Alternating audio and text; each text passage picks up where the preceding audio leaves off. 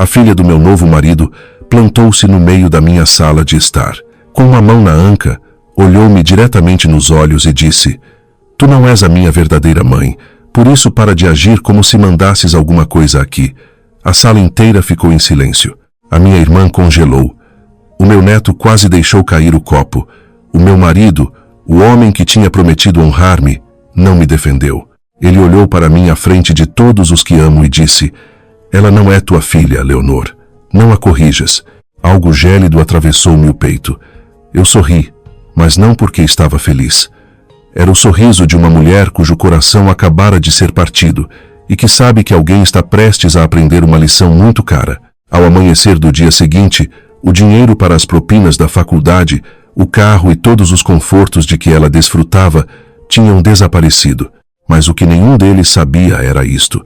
Eu tinha estado calada durante demasiado tempo, e aquela noite seria a última vez que alguém naquela casa confundiria a minha bondade com fraqueza.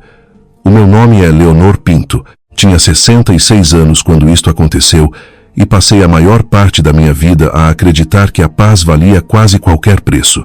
Eu estava errada. Alguns preços são altos demais. Alguns silêncios custam muito, e às vezes o momento que quebra uma família é o mesmo que salva uma pessoa dentro dela. Aquela noite tinha começado como uma celebração. Era o primeiro grande jantar de família que eu organizava desde que casara com o Daniel Barros, 8 meses antes. O Daniel tinha 69 anos. Era um homem calmo, de boas maneiras, que era muito bom a parecer atencioso. Se o conhecessem na missa de domingo ou no Pingo Doce, diriam que era um homem bondoso. Diriam que eu tinha tido sorte em encontrar o amor novamente depois de perder o meu primeiro marido, o Manuel, devido a um AVC fulminante 6 anos antes. Durante algum tempo, eu também acreditei nisso. Depois da morte do Manuel, a minha casa ficou demasiado silenciosa. As manhãs eram longas, as tardes ainda mais.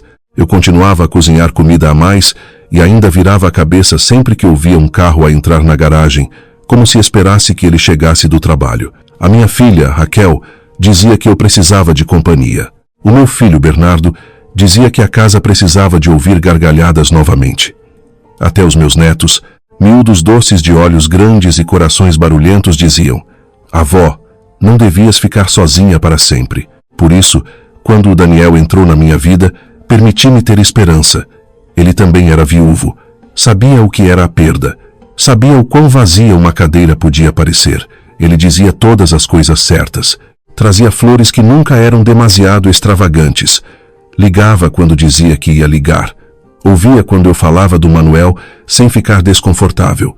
Até chorou uma vez ao falar-me da sua falecida esposa, a Susana. Fez com que parecesse aberto e genuíno. E depois havia a filha dele, a Emília. A Emília tinha 21 anos quando a conheci. Tinha um cabelo dramático, sapatos caros e um sorriso que nunca lhe chegava aos olhos. A primeira vez que nos conhecemos, deu-me um abraço leve e rápido, recuou e disse: O meu pai merece ser feliz, por isso vou tentar.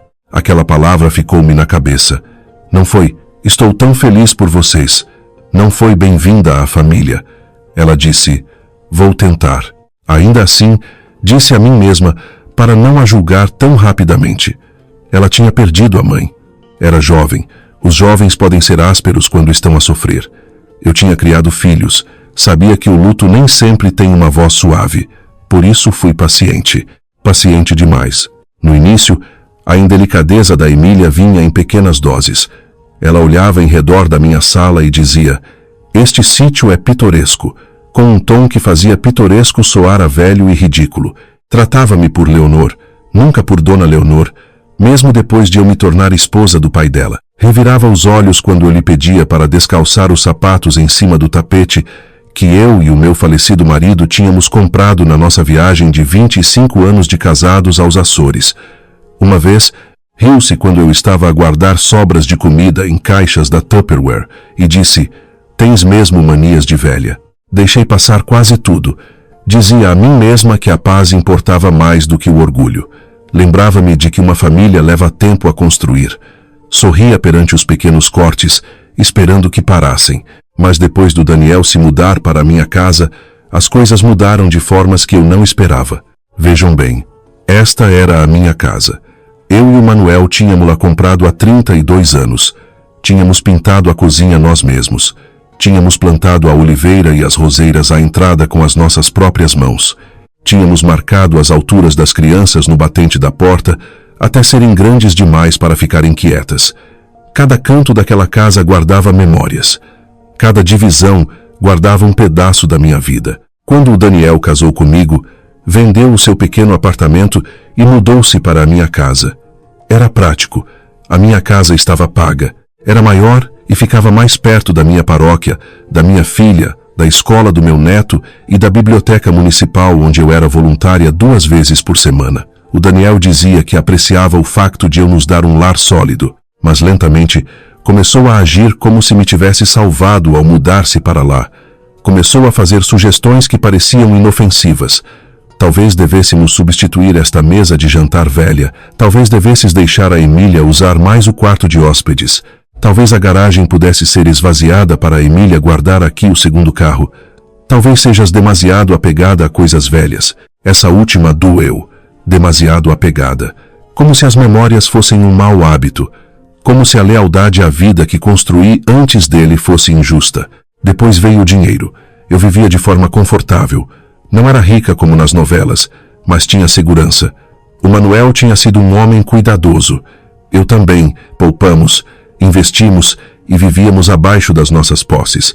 Eu também recebia uma modesta pensão de viuvez do trabalho do Manuel e tinha uma poupança que ajudei a construir para a faculdade dos meus netos ao longo dos anos.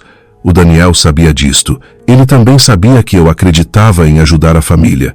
No início, ele pedia apenas pequenas coisas para a Emília. Leonor, o seguro do carro dela está alto este mês. Leonor, ela está entre empregos agora. Leonor, os livros da faculdade são tão caros. Leonor, ela está a passar por uma fase difícil. Eu disse sim mais vezes do que devia. Paguei um arranjo mecânico, depois uma propina, depois ajudei com a entrada para um carro usado após a Emília se sentar à minha mesa da cozinha em lágrimas, dizendo que estava a tentar endireitar a vida. Aquele carro devia ajudá-la a ir para a faculdade e para o trabalho. Aquele dinheiro devia ser um apoio temporário, mas o temporário tem o mau hábito de se tornar permanente quando as pessoas se habituam a gastar o que não é delas.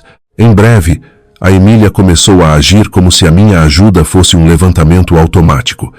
Ela não pedia com gratidão, exigia com arrogância.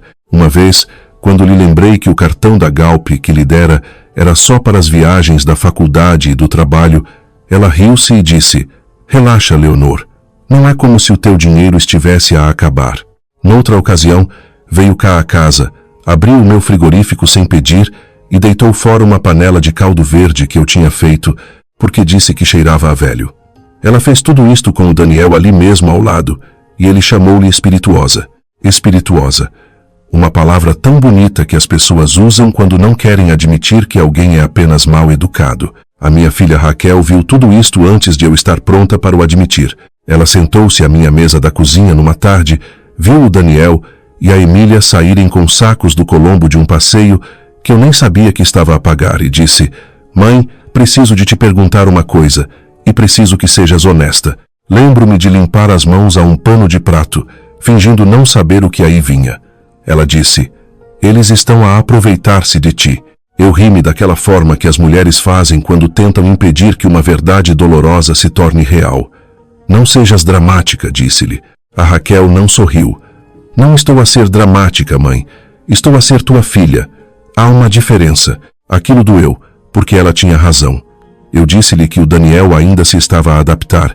Disse-lhe que a Emília era imatura. Disse-lhe que famílias reconstituídas são complicadas.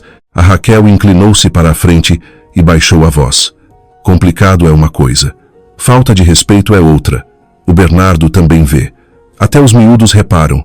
Eles falam contigo como se esta casa fosse deles e tu fosses apenas uma visita. Senti o calor subir-me ao rosto, não porque ela estivesse errada, mas porque ela tinha dito em voz alta o que eu andava a engolir em silêncio. Pedi-lhe para mudar de assunto. Ela não insistiu mais naquele dia, mas antes de se ir embora, tocou na minha mão e disse: "Por favor, não esperes até eles te magoarem a sério para acreditares no que está a acontecer." Eu devia tê-la ouvido, mas estava cansada de perdas. Essa é a verdade. Ninguém te diz que, quando perdes um grande amor já tarde na vida, tornas-te mais disposta do que devias a ignorar sinais de alerta só para não te sentires sozinha outra vez. Dizes a ti mesma que estás a ser paciente, compreensiva, madura. Às vezes, estás apenas com medo. Passaram-se semanas. Depois veio o jantar de família. Planeei o jantar porque a minha irmã Carolina vinha visitar-nos do Porto e o meu filho Bernardo trazia a esposa, a Laura e os miúdos. A Raquel também vinha com o seu filho adolescente, o Martim, com idade suficiente para reparar em tudo e silencioso, o suficiente para não perder nenhum detalhe. Fiz cabrito assado no forno com batatas e grelos, bom vinho tinto e o leite creme que os meus netos adoram. Tirei a louça da vista alegre, pus flores frescas na mesa. Queria uma noite acolhedora, queria que todos se sentissem em família. Queria provas de que as fissuras que sentia ainda podiam ser consertadas. O Daniel parecia bem disposto naquele dia. Até me beijou a face enquanto eu cozinhava e disse: "Tu sabes sempre como dar vida a uma casa." Por um segundo, quase acreditei que estava tudo bem. A Emília chegou atrasada, entrando com umas botas de cano alto e o telemóvel na mão como se fosse uma extensão do corpo. Deu um beijo na face do Daniel, fez-me um pequeno aceno e olhou em redor como se estivesse a avaliar um hotel que não tinha escolhido. O jantar começou bem. Houve gargalhadas. A Carolina contou histórias de quando éramos miúdas. O Bernardo meteu-se com o Martim por causa da montanha de batatas no prato dele. A Raquel ajudou-me a levantar os pratos. O Daniel serviu as bebidas e fez o papel de anfitrião encantador.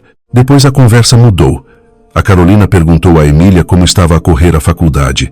A Emília fez uma careta e disse: "Sinceramente, correria melhor se as pessoas à minha volta entendessem o que são limites." A mesa ficou em silêncio. A Carolina pestanejou: "Como assim, querida?" A Emília espetou o garfo nos grelos. Algumas pessoas casam-se e de repente acham que podem dizer a adultos feitos como devem viver. Senti o meu estômago apertar. A Raquel pousou o garfo lentamente.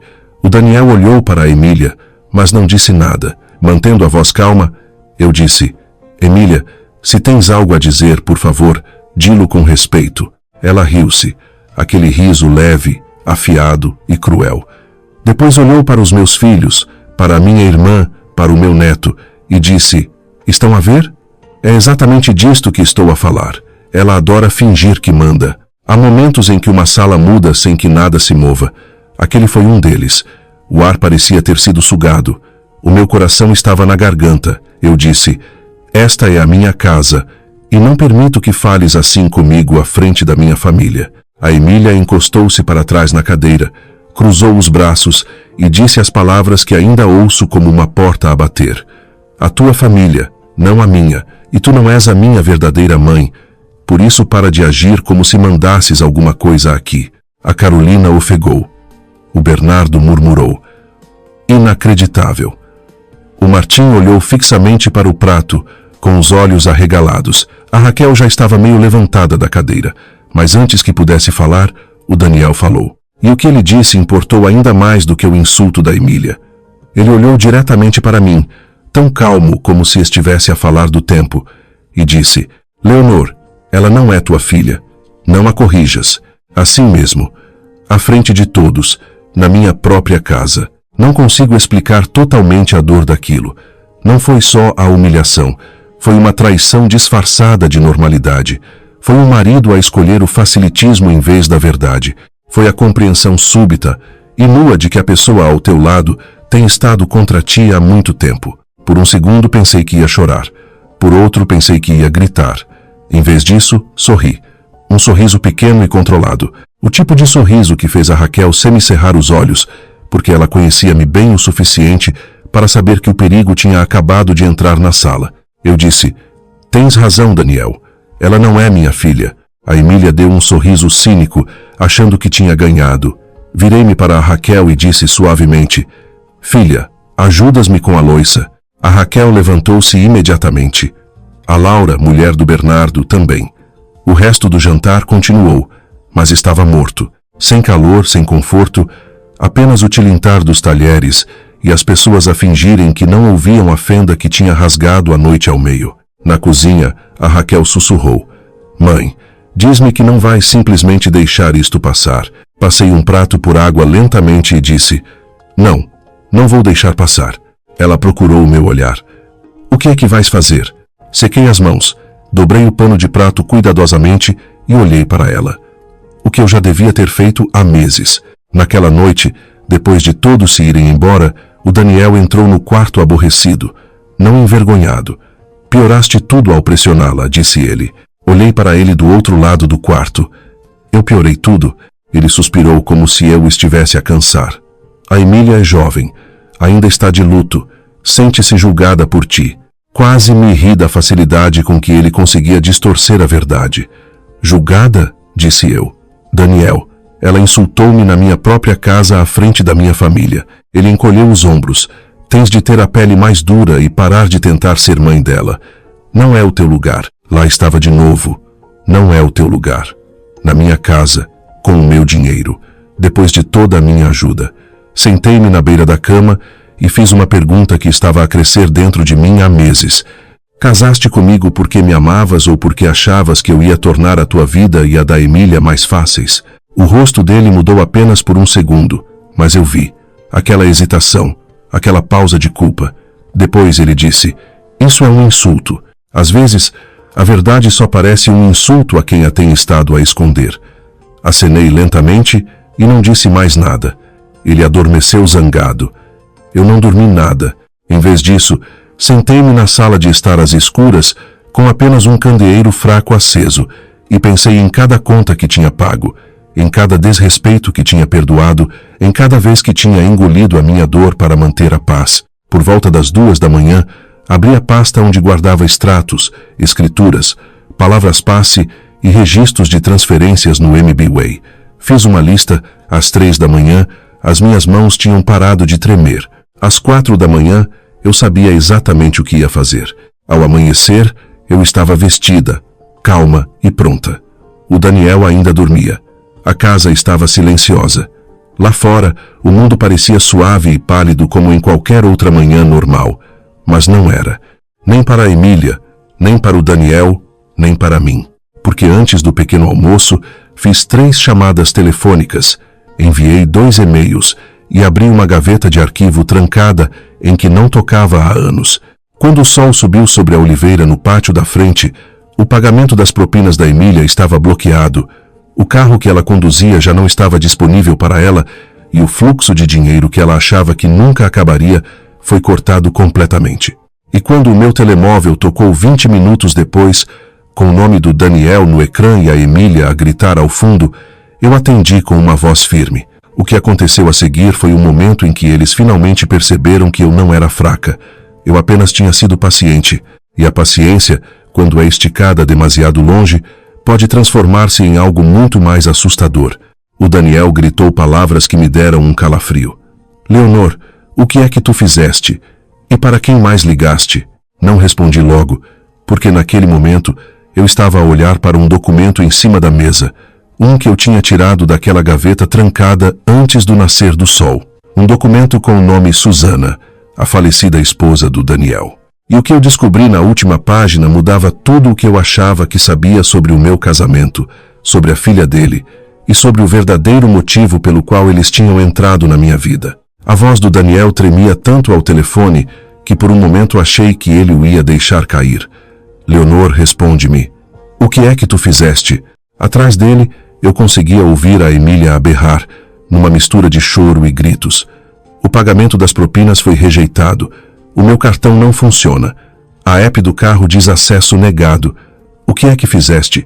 Olhei novamente para o papel nas minhas mãos. Susana Barros. O documento era uma carta antiga, cuidadosamente dobrada e guardada numa pasta que eu quase me tinha esquecido que existia. Anos antes, quando o Daniel se mudou, tinha me pedido para guardar alguns papéis da Susana na minha gaveta trancada, dizendo que era demasiado doloroso para ele olhar para eles. Eu não pensei 2 vezes, só queria ser gentil. Agora eu estava a olhar para o nome da Susana, com o coração a bater tão forte que o conseguia ouvir. Finalmente falei. Corrigi um erro. A Emília soltou um riso amargo. Não podes fazer-me isto. Mantendo a voz nivelada, eu disse: na verdade posso. A conta da faculdade está em meu nome. O carro está em meu nome. O dinheiro que tens andado a gastar era o meu dinheiro. Já que não tenho o direito de te corrigir, decidi que também não tenho a obrigação de te sustentar. Houve um momento de silêncio atônito. Depois o Daniel falou, com a voz baixa e perigosa: Leonor, estás a exagerar. Aquilo quase me fez rir. Exagerar? Uma mulher pode ser insultada na sua própria casa, humilhada à frente da sua família, e ainda assim ouvir que está a exagerar no momento em que deixa de financiar isso. Não, Daniel, disse eu. Estou a reagir exatamente na medida do necessário. E desliguei. Por um momento, fiquei ali parada no silêncio da manhã, com o telemóvel na mão. A casa parecia diferente, mais leve, mas também estranha, como um quarto depois de uma tempestade. Depois olhei de novo para a carta da Susana. Estava escrita a tinta azul num papel de carta bege. A data era de quase 5 anos atrás, apenas 3 meses antes de ela morrer. Sentei-me devagar junto à janela e lia desde o início. Daniel, se alguma coisa me acontecer, por favor não deixes que a Emília cresça a acreditar que dinheiro é amor. Tu já cedes demasiado porque te sentes culpado. Ela está zangada, mimada e descuidada. E se não a fizeres enfrentar as consequências agora, ela vai tornar-se fria. Vai usar as pessoas, vai encantar. Las quando precisar de algo e magoar, las quando lhe disserem que não. Eu sei que odeias quando digo isto, mas culpa não é educação. Por favor, não tragas outra mulher para esta confusão, a menos que estejas disposto a defendê-la. Não deixes que a tua solidão te torne num cobarde. As minhas mãos ficaram geladas. Li aquela última frase 2 vezes. Não deixes que a tua solidão te torne num cobarde. Aquela frase atingiu-me com mais força do que qualquer outra coisa, porque de repente eu percebi tudo. A Susana sabia. Ela tinha visto a fraqueza do Daniel. Tinha visto o crescente sentimento de direito da Emília. Ela até tinha temido que outra mulher caísse exatamente na mesma armadilha, e eu tinha entrado diretamente nela, com o coração aberto e cheio de esperança. Fiquei ali muito tempo a olhar para a carta, a sentir uma onda de tristeza por uma mulher que mal conhecera, não só porque ela morreu, mas porque tentara à sua maneira deixar um aviso. Talvez esperasse que o Daniel mudasse, talvez esperasse que a Emília mudasse, talvez esperasse que mais ninguém saísse magoado, mas ali estava eu, magoada exatamente da forma que ela temera. O meu telemóvel vibrou de novo. Era a Raquel. Mãe, estás bem? Soltei uma respiração que estivera a suster toda a manhã. Não, disse honestamente, mas acho que estou finalmente a começar a ficar. Ela ficou calada por um segundo e depois disse: o Bernardo disse-me que o Daniel lhe ligou. Ele está furioso. A Emília está em pânico. O que aconteceu? Então eu contei-lhe. Contei-lhe sobre as 3 chamadas. Uma para os serviços acadêmicos da universidade a cancelar o pagamento, uma para a seguradora para remover a Emília da apólice do carro e uma para a assistência do carro para bloquear o acesso dela na app. Depois os 2 e-mails, um para o meu gestor de conta no banco a bloquear quaisquer transferências e outro para o meu advogado a pedir uma reunião urgente. A Raquel ouviu tudo. Quando terminei, disse algo tão suave que quase me quebrou. Ainda bem, fechei os olhos. Não me sinto bem com isto. Eu sei, disse ela. Quero dizer que foi bom da tua parte travá-los. Essa é a parte que as pessoas não dizem às vezes suficientes. Às vezes, fazer a coisa certa também dói. Por volta das 9h, o Daniel chegou a casa. A porta da rua bateu com força, fazendo tremer os quadros na parede. O rosto dele estava vermelho e a Emília entrou logo atrás dele, com os olhos inchados. Ela apontou para mim, antes sequer de a porta estar fechada. Resolve isto. Continuei sentada à mesa da cozinha, com a carta da Susana ao meu lado. Bom dia, Emília. Não me deis os bons dias, retorquiu ela. A minha conta da faculdade diz atrasada. O carro não pega. O meu cartão foi recusado no café. Sabes o quão constrangedor isso foi? Olhei para ela com calma. Sim, sei exatamente qual é a sensação de humilhação pública. O rosto dela contraiu-se. O Daniel aproximou-se. Isto já foi longe demais. Levantei-me devagar, firme. Não, Daniel. Ainda não foi longe o suficiente. Ele pestanejou, surpreendido. A Emília cruzou os braços. Estás a ser mesquinha, abanei a cabeça. Mesquinho é desdenhar da mulher que paga as tuas contas. Mesquinho é insultar lá à frente da família. Mesquinho é usar as pessoas e depois ficar chocado quando elas deixam de o permitir. O Daniel passou a mão pela boca. Leonor, vamos ter calma. Quase sorri. Eu estou calma, disse eu. É por isso que isto está a acontecer. A Emília olhou para o pai, à espera que ele a salvasse. Ele tinha o hábito de o fazer. Em vez disso, ele olhou para mim e disse: o que é que tu queres? Não foi um pedido de desculpas, era uma negociação. Ele ainda achava que isto era sobre fazer-me recuar. Peguei na carta. Quero honestidade. O Daniel franziu a testa. O que é isso? Algo que a Susana queria que tu aprendesses antes que fosse tarde demais. Ele empalideceu. A Emília olhou de um para o outro. O que se passa? Desdobrei a carta e li em voz alta a parte sobre a solidão, sobre usar as pessoas, sobre não trazer outra mulher se não fosse para a proteger. Quando terminei, a cozinha estava em silêncio. A Emília parecia atordoada. O Daniel parecia encurralado. A tua mulher previu isto, disse eu em voz baixa. A voz da Emília saiu sumida. A minha mãe escreveu isso? Sim.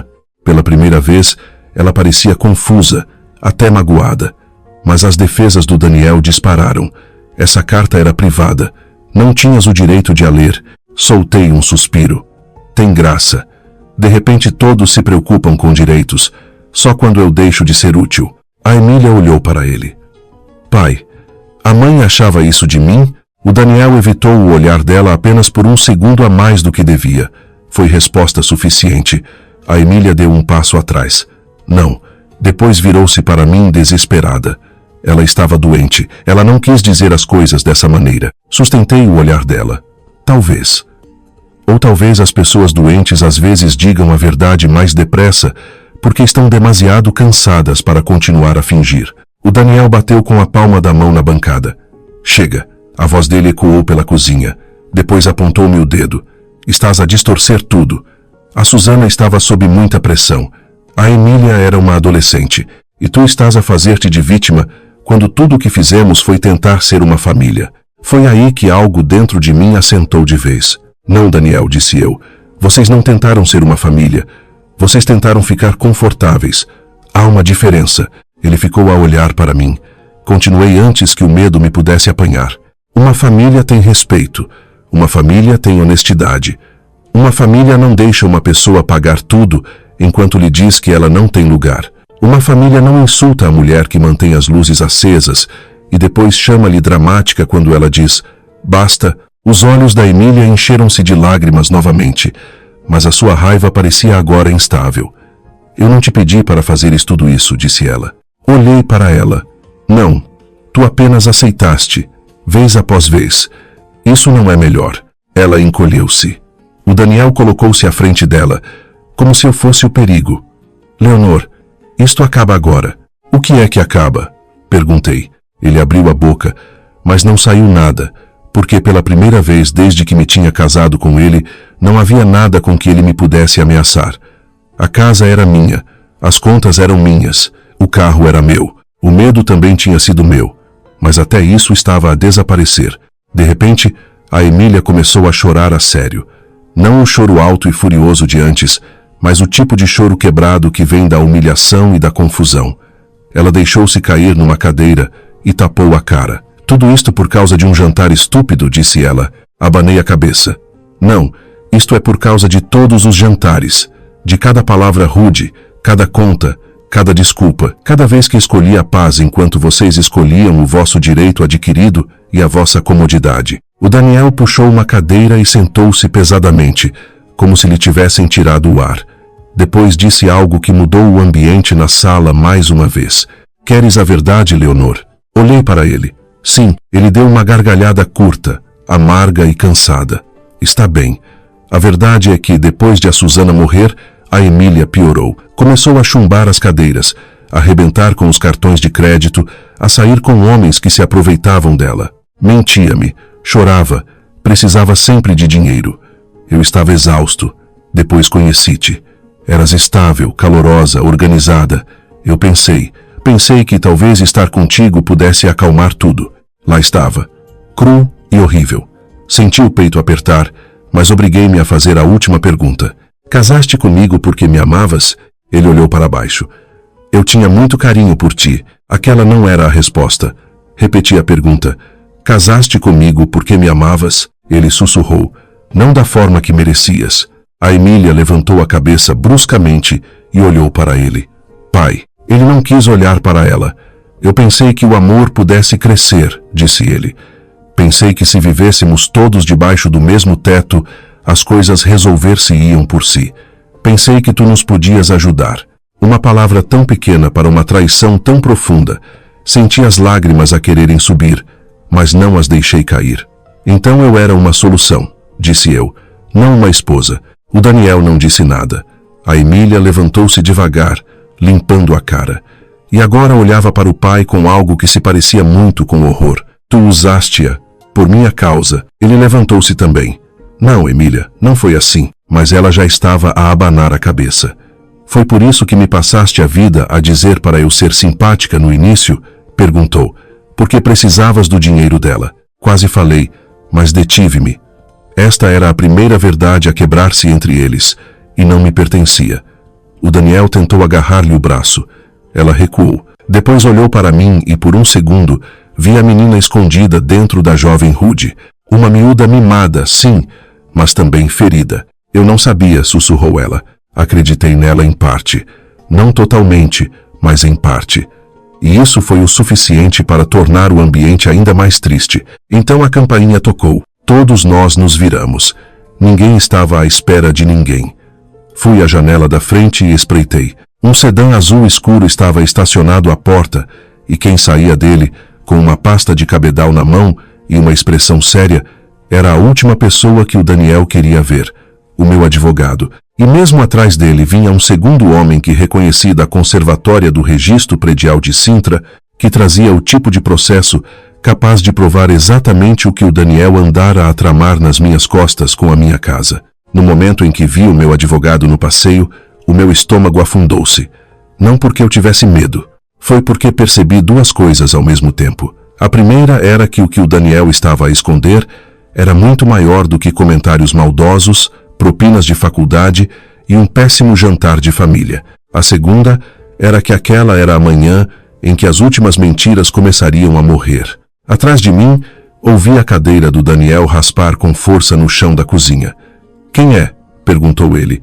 Embora a sua voz já soasse fina, afastei-me da janela e respondi de forma clara. O meu advogado. A cor desapareceu do rosto dele tão depressa que quase pareceu doer-lhe. A Emília ficou paralisada perto da mesa, com uma mão ainda no peito, os olhos a saltar entre mim e ele, como se tentasse compreender um jogo que não sabia que estava a jogar. Depois acrescentei, e o senhor da conservatória do Registro Predial. O Daniel deu um passo na minha direção. Por que é que os chamaste cá? Sustentei-lhe o olhar.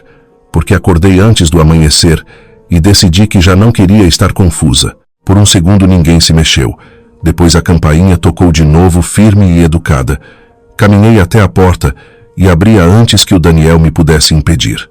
O meu advogado, o Dr. Tomás Ribeiro, lançou-me um olhar tranquilo. O Tomás estava na casa dos 60 anos. Era impecável, ponderado e nada dramático. Era uma das razões pelas quais eu confiava nele. Conhecíamos-nos há anos. Tinha tratado da herança do Manuel quando ele morreu, e mais tarde ajudou-me a atualizar os meus próprios papéis quando voltei a casar. Ao lado dele estava o Sr. Henriques da conservatória, um homem sério com óculos de aros prateados e uma pasta grossa debaixo do braço. Bom dia, dona Leonor, disse o Tomás. Bom dia, Tomás. Ele espreitou por cima do meu ombro para dentro de casa e compreendeu instantaneamente que aquela não seria uma visita tranquila. Podemos entrar?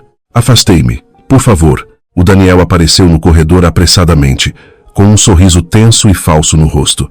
Deve haver algum mal-entendido. O Tomás deu um leve aceno de cabeça. Estamos aqui para o esclarecer. A Emília ficou à porta da cozinha tensa e pálida, enquanto nós, os quatro, avançávamos para a sala de estar. A luz da manhã entrava, incidindo no tapete que eu e o Manuel tínhamos comprado há tantos anos.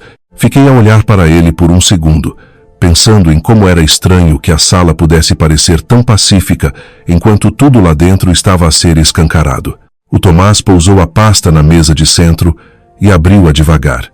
Senhor Barros, disse ele, a dona Leonor contactou-me esta manhã depois de encontrar um documento que a levou a fazer várias perguntas urgentes. Eu também revi alguns registros submetidos à conservatória há 3 semanas. Como alguns desses registros dizem diretamente respeito a esta propriedade, pedi ao senhor Henriques que nos acompanhasse para confirmar o que foi apresentado. O rosto do Daniel era uma máscara de tensão. Não sei do que é que estão a falar. O Tomás olhou para ele de forma serena. Então isto deverá ser simples. Tirou vários documentos e colocou-os num monte arrumado.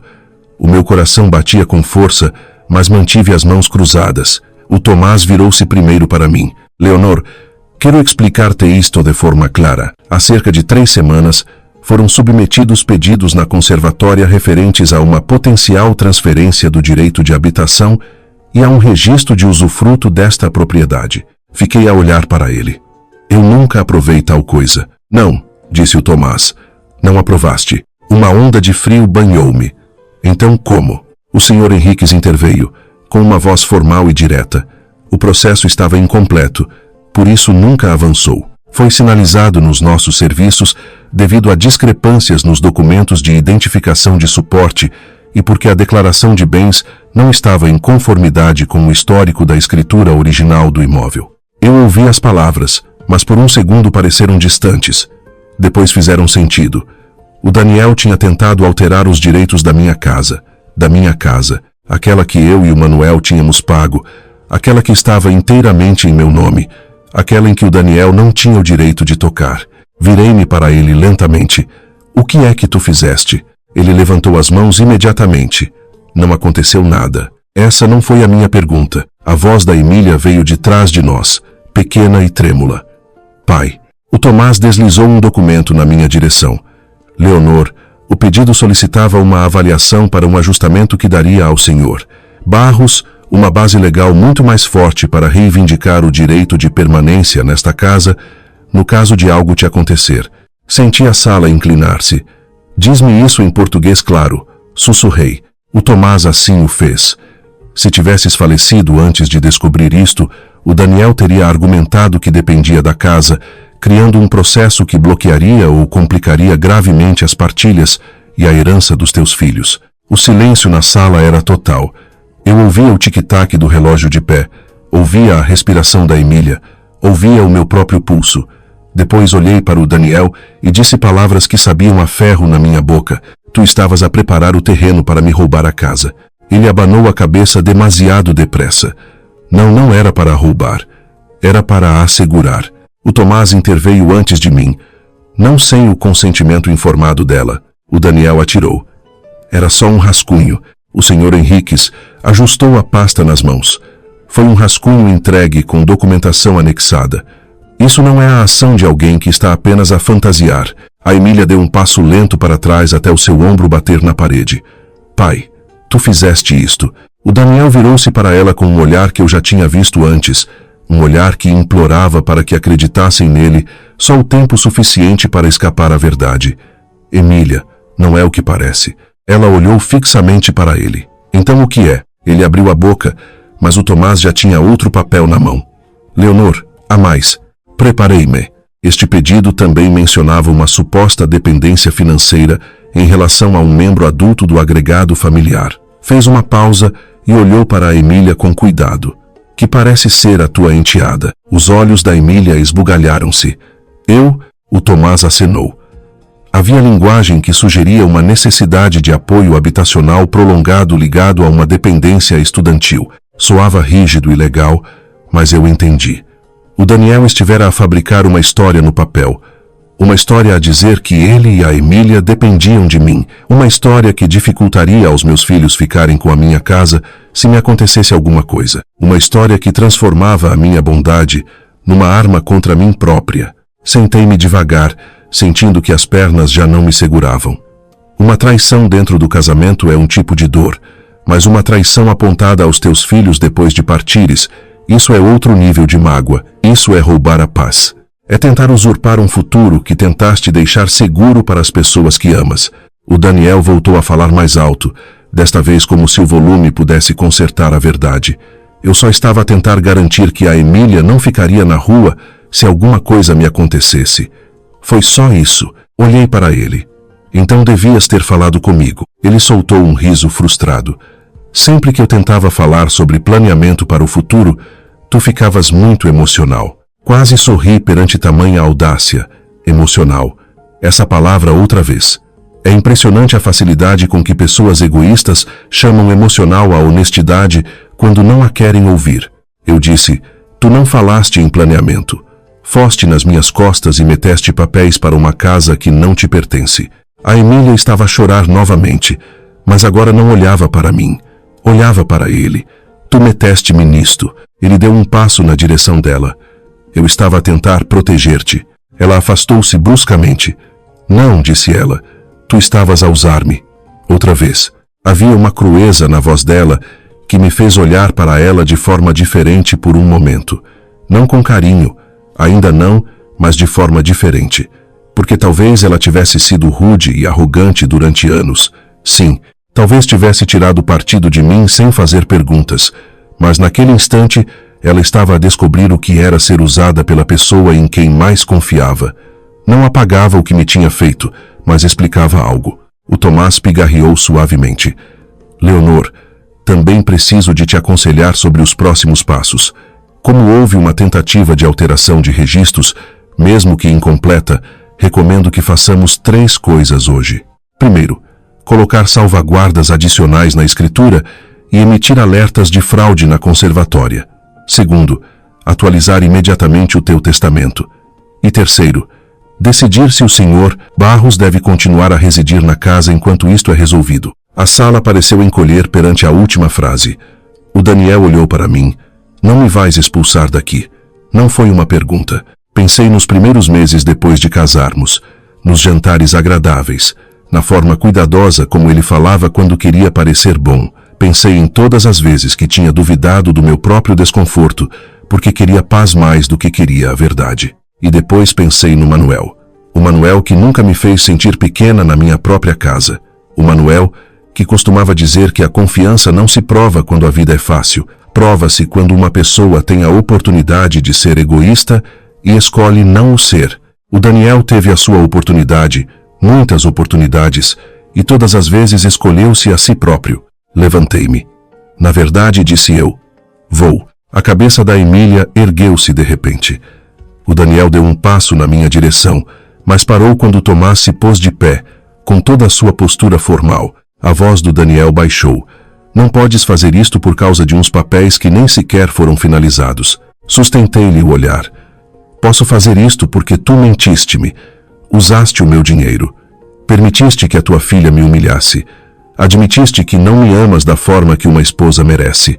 E silenciosamente preparaste uma forma de te intrometeres entre os meus filhos e a casa que o pai deles e eu construímos juntos.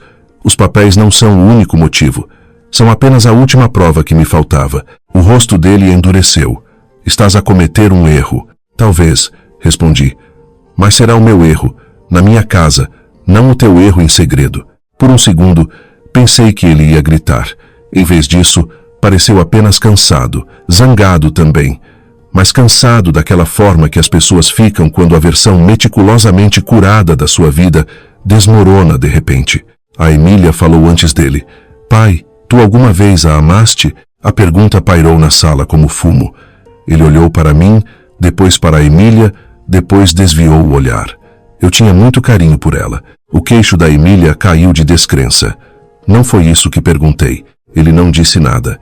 E às vezes, o silêncio é a confissão mais ruidosa. Não senti vitória, apenas tristeza. Porque este era o homem com quem me tinha casado. Esta era a verdade ao lado da qual eu tinha dormido. O Tomás começou a separar os documentos em montes. A sua calma deu-me algo firme a que me agarrar. Leonor, disse ele, queres que chame um serralheiro e prepare o aviso formal para a desocupação da casa? O Daniel deu uma gargalhada baixa. Planeaste isto tudo numa só manhã. Não, disse eu calmamente. Tu andaste a planear isto durante meses. Eu é que finalmente me apercebi. Aquilo acertou-lhe em cheio. Ele virou-se e passou as 2 mãos pelo rosto. Depois disse: está bem, vou-me embora por uns dias até as coisas acalmarem. As coisas. Como se tudo isto fosse uma questão de mau humor coletivo e não a traição dele. Não, disse eu. Vais fazer as malas com o que precisas e vais-te embora hoje. A Emília olhou para mim atônita. Hoje? Sim, respondi. Ela pestanejou várias vezes e depois o rosto dela mudou. O orgulho voltou por um segundo, tentando salvá-la. Então e agora? Eu também me vou embora. Respirei fundo. Aquela pergunta importava mais do que ela pensava, porque até aquele momento eu só tinha a certeza de uma coisa: o Daniel tinha de ir embora. A Emília era diferente. Ela não era inocente, não, mas era mais nova, menos formada, ainda a tornar-se no quer que viesse a ser, e ainda carregava os danos de um pai que resolvia a culpa com dinheiro e a fraqueza com mentiras. Olhei para ela com atenção. O teu pai vai-se embora. Quanto a ti, não vamos falar disso até contares toda a verdade. Ela franziu a testa. Sobre o quê? Sobre tudo, disse eu. Sobre os teus gastos, a faculdade, as mentiras que contaste, sobre o que sabias dos planos dele e sobre por que é que me odiavas tanto antes mesmo de eu te dar uma razão para isso. Ela olhou para mim. Depois, lentamente, a raiva sumiu-lhe do rosto, deixando algo muito mais assustado no seu lugar, porque agora ela percebia que isto não era só sobre um jantar, um carro ou propinas. Eu estava a pedir-lhe a verdadeira história, e ela tinha uma. Dava para ver nos olhos dela. O Tomás e o Sr. Henriques recuaram para o corredor para nos dar espaço. Não muito, apenas o suficiente para que o momento seguinte parecesse dolorosamente privado. A Emília olhou do Daniel para mim. Quando falou, a sua voz saiu fraca e trêmula. Eu não te odiei no início. Eu esperei. Ela engoliu em seco. Eu tinha medo de ti. Não eras o que eu estava à espera. Medo de mim? Ela assentiu, com lágrimas a escorrer-lhe pela cara, porque o pai disse-me que, se tu alguma vez descobrisses o que aconteceu com as dívidas médicas da mãe e com o apartamento depois de ela morrer, nunca casarias com ele. Ele disse-me que, se eu quisesse que nós sobrevivêssemos, tinha de ficar calada e do lado dele. Disse que, se soubesses a verdade, nos deixava sem nada. A sala ficou gelada. Ouvi o Tomás parar de se mexer no corredor. O Daniel virou a cabeça bruscamente para ela. Emília, cala-te. Mas ela já estava a tremer, a deixar sair anos de medo e confusão acumulados. Não, chorou ela. Estou cansada. Estou cansada de mentir por ti. Dei um passo na direção dela. Que verdade, Emília? Ela olhou para mim através das lágrimas. O pai usou o dinheiro do seguro de vida da mãe e quase todo o dinheiro da venda do apartamento há anos. Era suposto cobrir os cuidados dela e o meu futuro, mas ele perdeu uma quantidade enorme em maus investimentos e dívidas secretas. Depois de ela morrer, ele continuou a fingir que sobrava menos dinheiro por causa das contas do hospital. Havia contas sim, mas não como ele dizia. Ele continuou sempre a pedir emprestado, a tapar buracos e a mentir. E quando te conheceu, disse-me para eu não estragar tudo, porque tu eras a nossa oportunidade de voltarmos a estar seguros. Levei a mão à boca. O Daniel deu um passo largo em frente. Já chega, mas o Tomás já estava de volta à sala de estar, e pela primeira vez no dia todo, a voz dele foi cortante. Não dê mais nenhum passo, Sr. Barros. O Daniel congelou. A casa inteira parecia ter rachado sobre um buraco fundo. De repente, todas as explicações do ano anterior faziam sentido. A pressão pelo dinheiro, a dependência constante, a urgência com a casa, a falsa preocupação com o planeamento do futuro, a culpa, o medo, a manipulação. Não tinha sido um egoísmo aleatório. Tinha sido desespero disfarçado de família. Olhei para o Daniel. Olhei mesmo para ele. E pela primeira vez, não vi um viúvo em luto que precisava de amor. Vi um homem que tinha construído a sua vida tapando uma mentira com outra. A minha voz saiu baixa. Casaste comigo porque estavas com a corda na garganta. Ele não disse nada. A Emília respondeu por ele, a soluçar, agora completamente destroçada. Sim, a sala ficou imóvel outra vez. E então, antes que eu pudesse decidir o que dizer, houve uma pancada forte e seca na porta da rua, que ainda estava aberta. Não era o toque educado da campainha de antes. Era uma batida oficial. Todos nos viramos. O Sr. Henriques foi o primeiro a mover-se para a porta, abrindo-a um pouco mais. No patamar estava um polícia fardado da PSP, e ao lado dele uma mulher de casaco azul escuro a segurar uma pasta.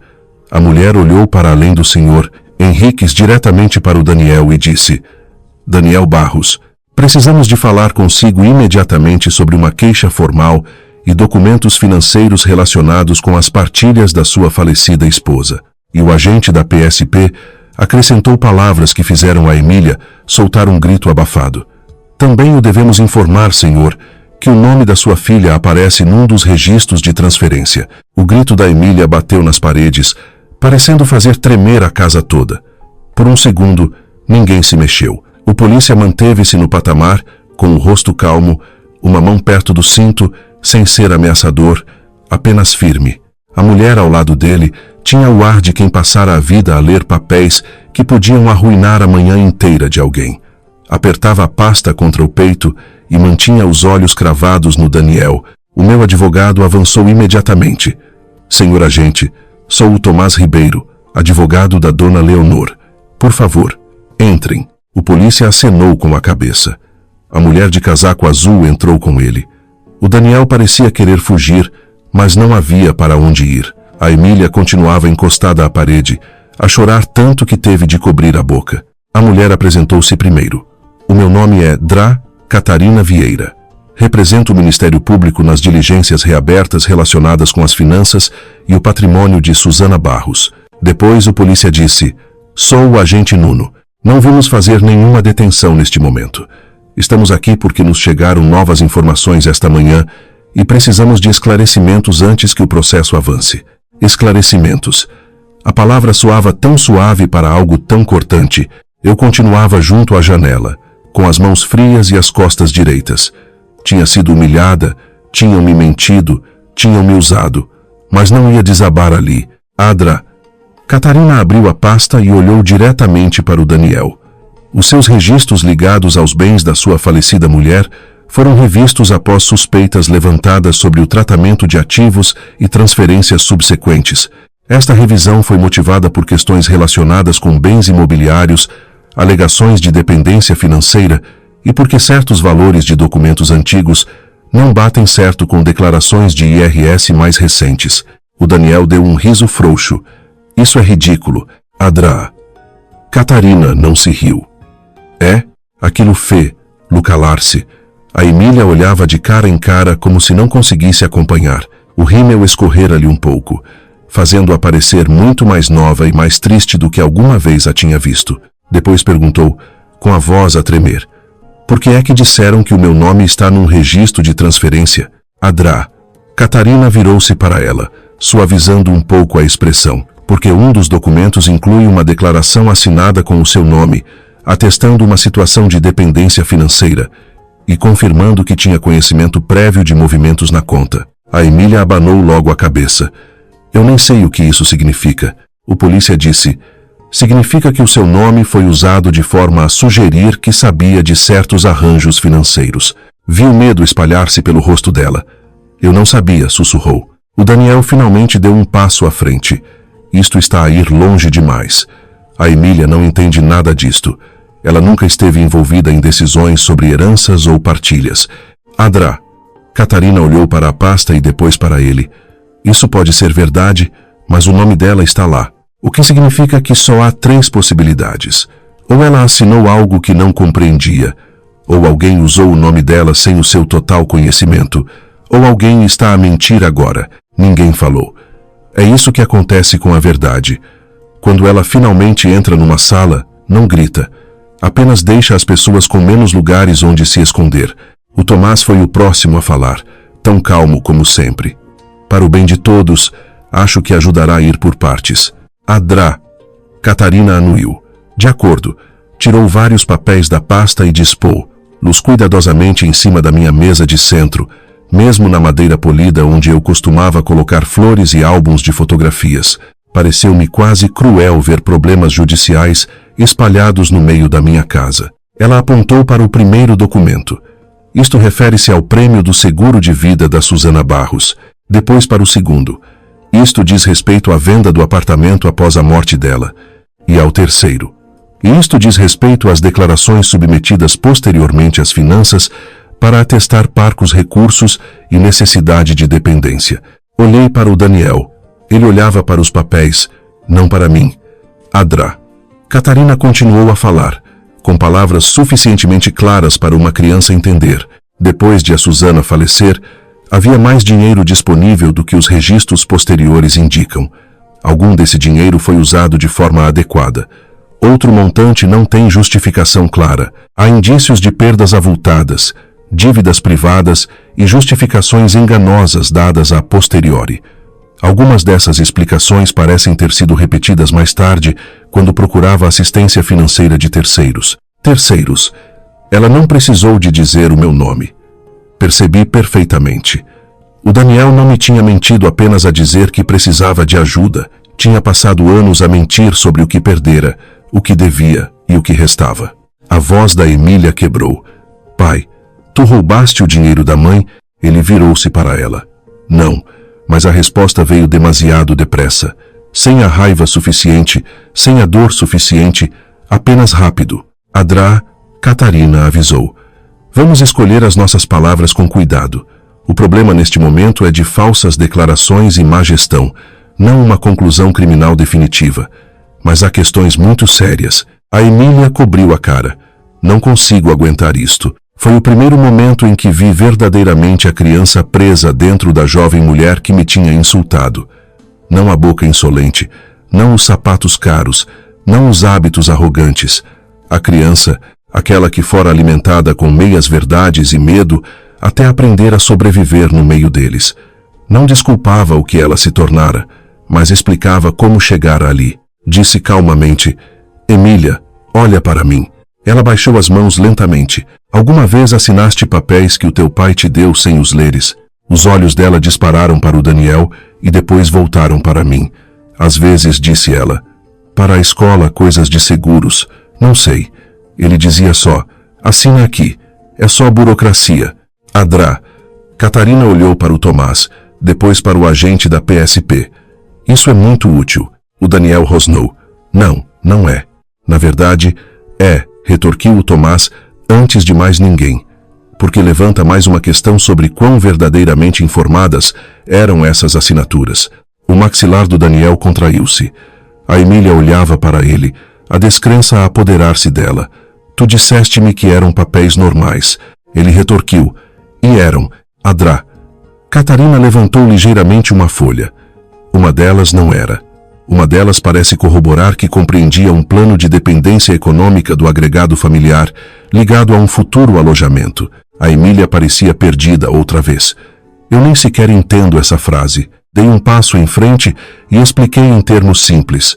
Significa que há um papel que faz parecer que tu sabias que o teu pai estava a preparar as coisas para vocês, os dois ficarem protegidos pelo meu dinheiro e pela minha casa. O queixo dela caiu. Não. Não. Eu nunca soube disso. O Daniel esfregou a testa com força, como se conseguisse apagar o problema à força. Isto está tudo a ser distorcido. O rosto da Adra. Catarina manteve-se frio. Então, explique-nos como é, sem distorções.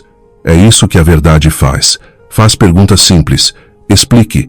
O Daniel andou de um lado para o outro no tapete, depois parou.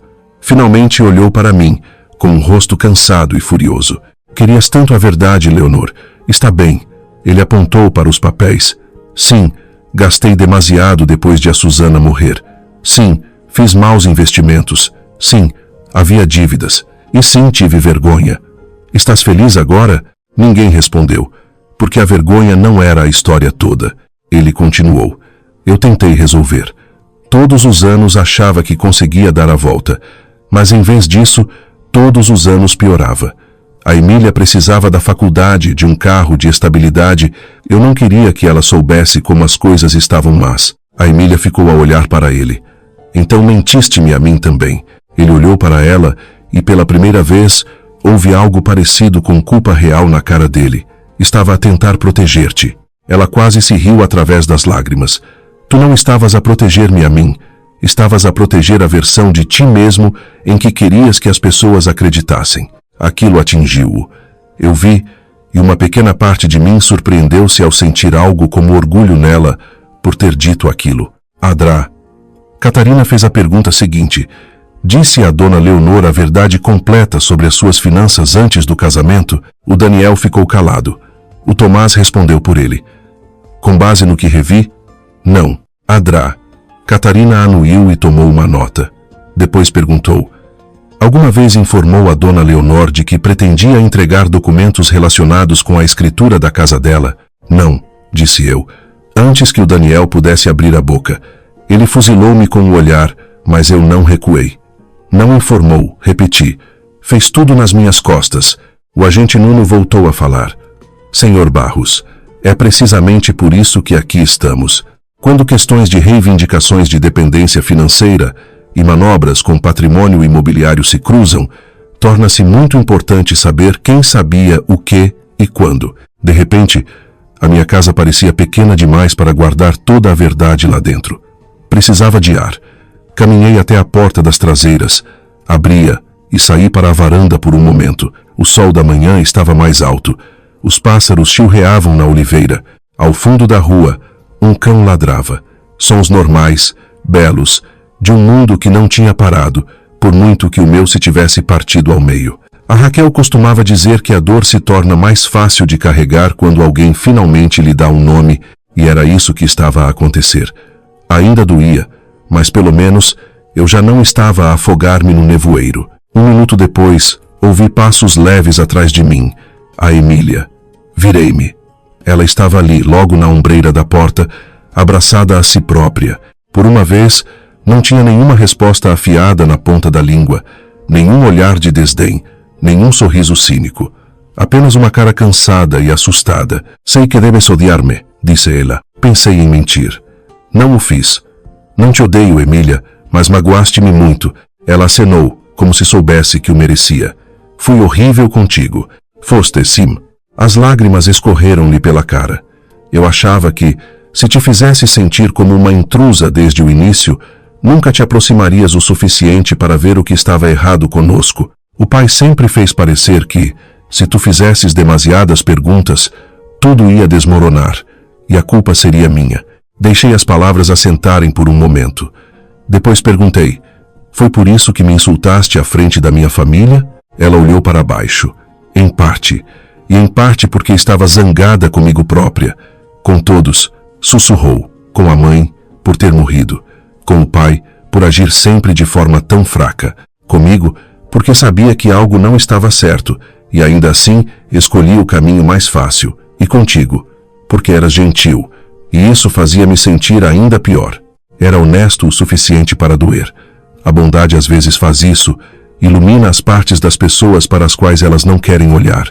Encostei-me ao gradeamento da varanda e estudei-a atentamente. Percebes por que é que te cortei o dinheiro hoje de manhã? Ela assentiu imediatamente. Sim, diz-me na mesma. Ela respirou fundo, a tremer. Porque usei a tua ajuda enquanto te tratava como se não importasses. Porque tirei coisas que não conquistei. Porque deixei que o pai te fizesse parecer tola na tua própria casa. Porque agi como se o teu apoio fosse um direito meu, quando era, na verdade, um presente teu. Foi a coisa mais lúcida que ela alguma vez me disse. Respondi, muito bem, agarra-te a essa verdade. Ela ainda te pode salvar. Ela chorou mais ao ouvir isto, mas de forma mais silenciosa. Não sei o que acontece a seguir, admitiu. Eu também não sabia, mas algumas coisas estavam a ficar claras. O Daniel não podia ficar. O casamento, tal como eu o conhecera, tinha acabado. Os problemas financeiros eram muito piores do que eu imaginava, e a Emília estava numa encruzilhada. Podia continuar a tornar-se um reflexo do pai, ou podia fazer o trabalho doloroso de se tornar alguém melhor. Lá de dentro, ouvi o Tomás chamar pelo meu nome. Voltei a entrar. Adrá. Catarina tinha arrumado alguns papéis e deixado outros em pequenos montes. O agente Nuno continuava perto da entrada a observar sem sufocar ninguém. O Tomás olhou para mim. Leonor, preciso da tua decisão sobre a questão imediata da permanência na casa e os passos formais para a separação. Respondi sem hesitar. O Daniel vai-se embora hoje. As fechaduras são mudadas hoje. O meu testamento será atualizado hoje e quero o aviso de desocupação formal por escrito. O Daniel olhou para mim como se ainda não acreditasse que eu falava a sério. Leonor, pensa bem. Já pensei. Não, disse ele. Estás zangada. O velho truque outra vez. Diminuir a minha clareza chamando-lhe raiva. Olhei-o nos olhos. Estou zangada e estou a ser cuidadosa. As duas coisas podem existir ao mesmo tempo. Adrá. Catarina quase sorriu. A Emília sentou-se devagar na ponta de uma cadeira, como se as pernas tivessem falhado. Depois disse algo que nenhum de nós esperava. Eu conto-vos tudo. O Daniel rodou o corpo tão depressa que os sapatos chiararam no chão. Emília, não faças isso. Ela levantou-se, a tremer, mas de cabeça erguida. Acabou. Não me calo mais por ti. O meu coração deu um solavanco nas costelas. Ali estava. O momento em que o silêncio ganha ou perde. E pela primeira vez, ela escolheu ir contra ele. Ela contou-nos sobre os cartões de crédito que o Daniel escondia da família mudando as moradas das cartas. Contou sobre ouvi-lo em chamadas a altas horas da noite a implorar por extensões de prazos. Contou sobre um pequeno armazém arrendado que ele visitava sozinho. Contou sobre os papéis que ele a tinha feito assinar dizendo: isto é só um plano B, caso algum dia precisemos de provar a nossa situação. E contou como o Daniel ficava irritado quando a Susana falava diretamente sobre dinheiro porque, nas palavras da Emília, a mãe cheirava uma mentira antes sequer de ela sair da sala. Quanto mais ela falava, mais o Daniel parecia, em simultâneo, encolher e endurecer. Não com remorsos, mas por ter sido exposto. Depois a Emília limpou a cara e disse a pior parte. Há mais uma coisa. A sala congelou. Ela olhou para mim, não para ele. Umas semanas antes de casarem, ouvi o pai ao telefone com alguém. Ele disse que se conseguisse instalar-se na tua casa e misturar as contas o suficiente, podia finalmente respirar. Ele disse que tu eras muito solitária e confiavas nas pessoas, e que isso tornava as coisas mais fáceis. Eu não sabia que era possível sentir tanto frio dentro da minha própria casa. Até o Tomás baixou os olhos por um segundo. O Daniel explodiu. Chega! Ele deu um passo na direção dela, e o agente Nuno meteu-se imediatamente no meio. Nem mais um passo, senhor. O Daniel ficou paralisado, a arfar. Ninguém falou durante um longo momento, porque o que a Emília acabara de dizer tinha arrancado a última desculpa possível. Isto não tinha sido apenas fraqueza, não tinha sido apenas medo, não tinham sido decisões erradas após o luto, tinha sido intenção. Ele tinha visto a minha solidão e tratado-a como uma oportunidade, tinha visto a minha confiança e tratado-a como uma ferramenta. Sentei-me porque, de repente, senti-me muito cansada. Eu já tinha amado antes, tinha enterrado um bom homem, tinha aberto a minha vida de novo, com as mãos a tremer, e este homem tinha olhado para tudo isso e pensado: mais fácil. Essa era a palavra que magoava mais. Não útil, não segura, não gentil, mais fácil. Durante algum tempo, a sala ficou focada em questões práticas. O Tomás ligou a um serralheiro. Adrá. Catarina explicou que haveria mais análises a documentos e que a Emília poderia precisar do seu próprio advogado mais tarde, dependendo do que tivesse assinado com conhecimento. O agente Nuno fez perguntas curtas e tirou notas breves. O Daniel foi lá cima, vigiado, fazer as malas com o básico. Mexia-se como alguém que ainda não acreditava que o mundo lhe tinha fugido dos pés. Enquanto ele estava lá em cima, a Raquel chegou. O Bernardo devia ter-lhe ligado, porque ela apareceu depressa, com o cabelo apanhado e a preocupação estampada na cara. Mal me viu, atravessou a sala e abraçou-me. Mãe. E aí finalmente deixei cair algumas lágrimas. Não muitas, apenas as suficientes para admitir que estava magoada. A Raquel olhou em volta, viu o Tomás, as autoridades, a Emília desabada na cadeira e compreendeu que aquilo era muito mais do que uma discussão de família. Beijou-me a têmpora e sussurrou: estou aqui. Importou mais do que consigo explicar. Às vezes a força não passa por estarmos sozinhos, passa por deixar que as pessoas certas fiquem ao nosso lado. Um pouco depois, o Bernardo também chegou, muito alto, muito irritado e a tentar não o demonstrar. Cumprimentou o Tomás, fez um aceno às autoridades e depois olhou para as escadas com uma expressão que dizia imenso sem precisar de uma única palavra. Quando Daniel desceu com a mala, a casa ficou novamente em silêncio. Ele parou perto da porta e olhou para mim uma última vez. Leonor, disse ele, não temos de destruir tudo num só dia. Respondi com a verdade mais calma que tinha. Tu destruíste tudo muito antes de hoje. Hoje é apenas o dia em que eu parei de fingir. Ele olhou para Emília. Vem comigo. O rosto dela vacilou. Por um segundo pensei que ela ia. Aquele velho puxão do hábito, do medo e da lealdade ainda vivia nela. Mas depois olhou para mim, para a Raquel, para o Bernardo, para os papéis na mesa e finalmente de volta para o pai. Não, disse ela. A boca do Daniel ficou numa linha fina. Emília. Não, repetiu ela, mais firme desta vez. Preciso de ficar e contar a verdade. Ele olhou para ela como se já não a reconhecesse. Depois, sem mais uma palavra, saiu. A porta bateu atrás dele com um som pesado que pareceu ecoar pelas paredes e pelo jardim. Pela primeira vez naquele dia, a casa parecia verdadeiramente silenciosa. Ainda não estava em paz, mas estava honesta, e a honestidade era um princípio.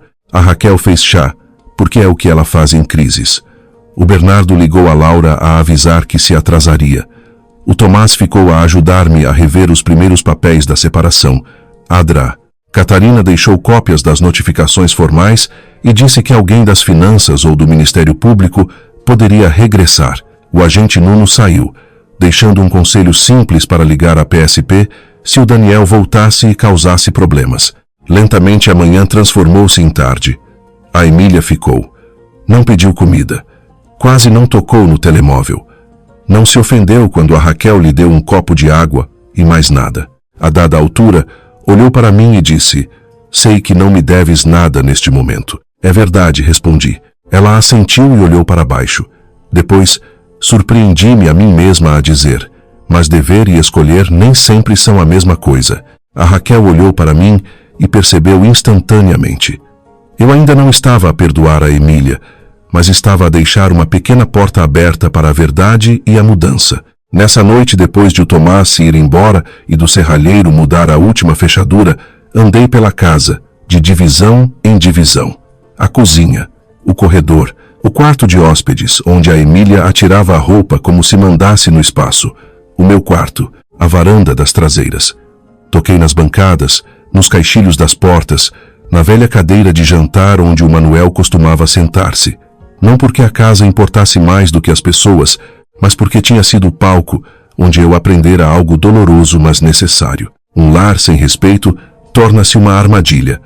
Um lar com verdade, mesmo uma verdade dolorosa, tem a possibilidade de curar. Quando voltei à sala, a Emília estava sentada no sofá, pequena e exausta, a segurar a carta da Susana. Olhou para mim. Acho que a mãe conhecia o pai melhor do que eu alguma vez conheci. Disse-lhe, acho que ela também esperava que um dia tu te conhecesses melhor a ti mesma.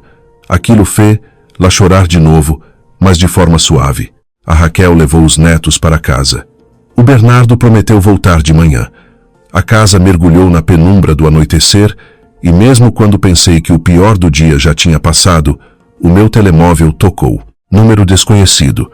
Quase o ignorei. Quase. Mas algo em mim disse, atende. E atendi. Estou? Uma voz de mulher soou do outro lado, mais velha, nervosa e tensa com urgência. Dona Leonor Pinto? Sim. O meu nome é Joana Costa. Eu ajudei a irmã da Susana com alguns papéis das partilhas há uns anos. Adra. Catarina deu-me o seu número depois do que veio a público hoje. Disseram-me que encontrou a carta da Susana. Apertei o telemóvel com mais força. Sim, encontrei. A mulher respirou fundo, a tremer. Então tem de saber isto. A Susana escreveu mais do que uma carta antes de morrer, e a segunda nunca foi para o Daniel. O meu coração começou a bater forte. Do que é que está a falar? A voz dela baixou quase para um sussurro. A outra carta. E se o que me contaram está correto, ela explica por que é que a Susana deixou de confiar no marido muito antes de falecer. E também diz o nome da pessoa que o ajudou a esconder o que ele fez. Fiquei gelada da cabeça aos pés.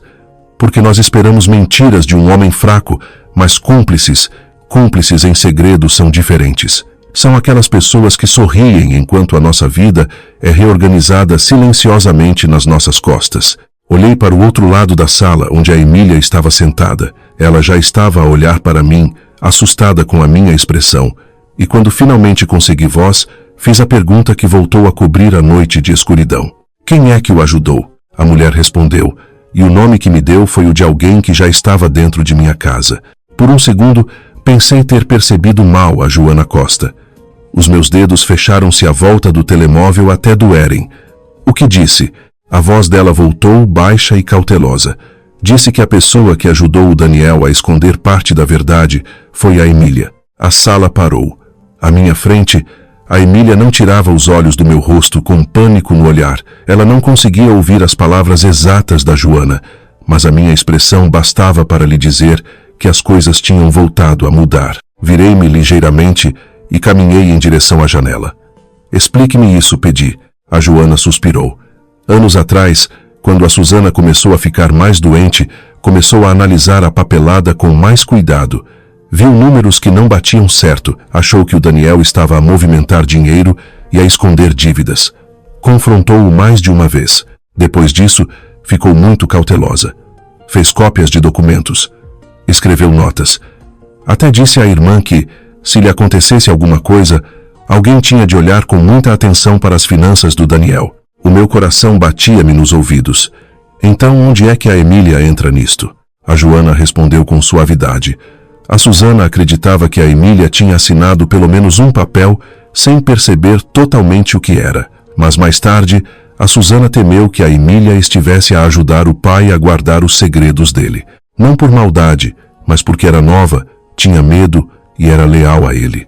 Na segunda carta, a Susana escreveu que o Daniel estava a ensinar a Emília a lição errada. Disse que ele a estava a ensinar a esconder a vergonha em vez de a enfrentar. Fechei os olhos por um instante. A senhora tem essa carta? Sim, disse a Joana. A Helena, irmã da Susana, ficou com ela.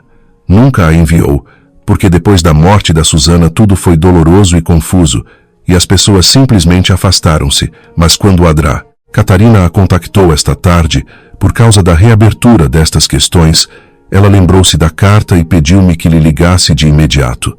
Podemos levá-la à casa amanhã de manhã. Soltei o ar devagar. Obrigada, Dona Leonor, disse a Joana em voz baixa. A Susana não a culparia a si. Aliás, pelo que me lembro, ela tinha medo de que outra mulher acabasse por entrar na mesma tempestade. Ela escreveu que, se isso acontecesse, esperava que essa mulher fosse mais forte do que ela própria. Isso atingiu-me no peito. Depois de desligar, fiquei ali uns segundos a olhar para a escuridão lá fora. A luz do pátio iluminava os degraus da entrada. As fechaduras novas estavam no sítio. O Daniel fora-se. A Raquel tinha levado os filhos. O Bernardo voltaria cedo. A casa estava novamente calma, mas não era a mesma calma que eu costumava temer. Esta tinha verdade. Virei-me. A Emília levantou-se do sofá num salto. O que foi? Estudei a cara dela. Estava exausta, manchada de lágrimas e mais infantil do que nunca. Não porque se tivesse tornado inocente não se tinha, mas porque a máscara rude e insolente que vestia acabara de cair por terra. Disse de forma clara: a senhora que me ligou diz que há outra carta da tua mãe, e que, nessa carta, ela diz que tu ajudaste o teu pai a esconder parte da verdade. A Emília ficou branca. Não. A palavra saiu-lhe quebrada. Eu não disse nada. Queria que ela falasse sem que eu preenchesse o silêncio por ela. Ela recuou 2 passos e deixou-se cair pesadamente no sofá. Eu não sabia de tudo, sussurrou. Isso não é suficiente, respondi. Aproximei-me, mantendo-me de pé. Conta-me exatamente o que sabias. Os olhos dela encheram-se de lágrimas mais uma vez. Eu sabia que o pai estava cheio de dívidas. Sabia que às vezes ele me pedia para assinar coisas. Sabia que a mãe e o pai discutiam muito sobre dinheiro antes de ela morrer.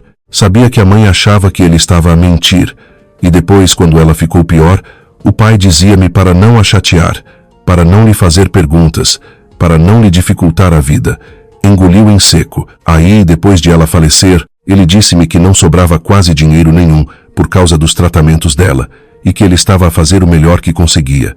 Dizia que as pessoas iam julgar-no se soubessem como nós estávamos mal. Dizia que tínhamos de nos manter unidos. A minha voz manteve-se calma. E tu mantiveste-te? Sim, sussurrou ela. Cobriu a boca com uma mão, chorando sem fazer barulho. Assinei papéis. Repeti o que ele me dizia para dizer. Agi como se tivéssemos menos do que na verdade tínhamos. Eu não percebia os detalhes todos, mas sabia o suficiente para perceber que aquilo não era honesto. E mais tarde, quando te conheceu, ele disse-me: finalmente temos uma oportunidade de ficar em segurança. Ele fez parecer que, se eu quisesse que a nossa vida parasse de desmoronar, tinha de ser simpática quando era preciso e ficar calada quando era preciso. Fiquei a olhar para ela durante um longo momento. Então por que é que foste cruel em vez de simpática? A pergunta caiu com peso. Porque, disse ela pelo meio das lágrimas, ser simpática contigo fazia-me sentir culpada. Tu eras boa, oferecias ajuda, confiavas em nós. De cada vez que fazias isso, eu lembrava-me da minha mãe a avisar o meu pai. Lembrava-me de que nada disto era limpo. Por isso, fui cruel. Ser cruel era mais fácil do que ter vergonha. Foi uma das verdades mais tristes que alguma vez ouvi. As pessoas fazem isso às vezes. Quando a bondade de alguém expõe as suas próprias más escolhas, atacam a pessoa bondosa, porque dói menos do que admitir naquilo em que se tornaram. Sentei-me à frente dela. Sabias que o teu pai estava a tentar manipular a escritura da minha casa a favor dele? Ela abanou a cabeça muito depressa. Não sobre isso especificamente. Eu sabia que ele falava em ter segurança e não acabar na miséria. Eu sabia que ele queria que as contas e a casa estivessem mais juntas, mas não sabia nada sobre papéis do registro até o dia de hoje. Juro que essa parte é verdade. Acreditei nela. Não porque merecesse a minha confiança fácil, mas porque às vezes a dor tem um som que não se consegue fingir, e a dor dela já não soava a falso. Nesse momento a Raquel voltou. Tinha se esquecido de um casaco de malha, mas mal entrou na sala e nos viu a cara. Percebeu que mais alguma coisa tinha acontecido. O que foi agora? Perguntou. Então contei-lhe o telefonema da Joana. A Raquel ouviu em silêncio. Depois, olhou para a Emília com aquela tristeza afiada que só uma mãe consegue sentir. Percebes as consequências que as tuas escolhas tiveram? Perguntou a Emília. A Emília anuiu a chorar. Sim, a Raquel abanou a cabeça. Não, eu acho que ainda não percebes. A sala ficou muito quieta mais uma vez. A Raquel sentou-se na poltrona perto da lareira e inclinou-se para a frente. A minha mãe encontrou o amor depois de perder o meu pai. Isso exigiu coragem. Abriu a casa, a carteira e o coração dela a pessoas que não mereciam nada disso. Tu insultaste-a à frente da família dela. O teu pai alimentou-se da solidão dela, e embora possas ter tido medo quando eras mais nova, continuaste a escolher a saída mais fácil, muito depois de teres idade para ter juízo. A Emília chorou mais, mas a Raquel não abrandou. Estar magoada não te dá permissão para magoar outras pessoas. Estar confusa não é desculpa para ser cruel. Já percebes agora? A Emília assentiu. Sim, observei-as as duas e senti duas realidades ao mesmo tempo. A Raquel tinha razão, e a Emília estava finalmente a ouvir a verdade sem qualquer saída de emergência. Disse: Raquel, chega por hoje. A Raquel recostou-se, ainda indignada, mas em silêncio. Depois virei-me para a Emília. Não vais dormir aqui esta noite como se nada tivesse acontecido. A cara dela caiu. Por favor, sussurrou. Eu não tenho mais para onde ir. Não era totalmente verdade. Ela tinha amigas, tinha opções, mas queria estar segura. E pela primeira vez na vida dela, a segurança tinha condições. Disse: podes ficar uma noite no quarto de hóspedes. Uma noite. Amanhã de manhã, depois de lermos a carta e falarmos com o Tomás outra vez, decidimos o resto. Hoje não tocas nas minhas contas, nas minhas gavetas ou nas minhas coisas. E amanhã, se estiveres mesmo decidida a contar a verdade, vais contar lá toda. Ela concordou rapidamente. Eu vou. Acabaram-se as mentiras. Avisei. Acabaram-se as mentiras, repetiu ela. A Raquel também dormiu cá em casa. Foi importante para mim. Eu não ia ficar sozinha naquela casa com toda aquela dor fresca. Ela ficou no quarto ao fundo do corredor. A Emília no de hóspedes. Fui para o meu quarto, sentei-me na beira da cama e olhei para a fotografia do Manuel na cômoda. Há anos que não olhava verdadeiramente para ela. Ele estava a sorrir na fotografia, com o braço à minha volta, os dois mais novos e queimados do sol de uma viagem ao Algarve que mal podíamos pagar na altura. Havia tanta honestidade naquele sorriso. Toquei na moldura e sussurrei: desculpa por ter ignorado os avisos, e acrescentei algo que não esperava dizer. Mas não me arrependo de me ter finalmente defendido. Dormi pouco nessa noite, mas o suficiente. A manhã seguinte nasceu limpa e clara. O Bernardo chegou antes das 9h com pastéis de nata e galões num saco. O Tomás chegou 10 minutos depois. Pouco depois, a Drá. Catarina regressou com a Joana Costa e uma mulher mais velha, magra, de cabelo grisalho e olhos cansados, a irmã da Susana. O seu nome era Helena. No momento em que ela entrou na sala e viu a Emília, a sua cara encheu-se de dor. A Emília começou a chorar antes sequer de alguém falar. Tia Helena, desculpa. A Helena levantou a mão num gesto meigo. Já lá vamos. Sentamo-nos todos na sala. A luz do sol entrava pela janela. Os papéis do dia anterior já lá não estavam, mas hoje havia um envelope sozinho em cima da mesa. A Helena olhou para mim. A Susana escreveu isto na pior fase da doença. Pediu que, se o Daniel continuasse a viver de mentiras e se a Emília fosse arrastada por elas, esta carta fosse dada a quem mais precisasse da verdade. Ela empurrou o envelope na minha direção. Abri-o com cuidado. O papel tremia nas minhas mãos. Não por causa do papel em si, mas pelo que continha. Li em voz alta. Se estiveres a ler isto, então o Daniel continuou a fazer aquilo que eu temia que fizesse. Ele é um homem fraco quando a vergonha o encosta à parede. Em vez de dizer a verdade, ele esconde-se, pede emprestado, culpa os outros e pede a outras pessoas que carreguem o seu medo. A Emília não tem um coração cruel, mas ele está a ensinar-lhe hábitos péssimos. Está a ensinar-lhe que sobreviver importa mais do que ser honesta e que silêncio é a mesma coisa que lealdade.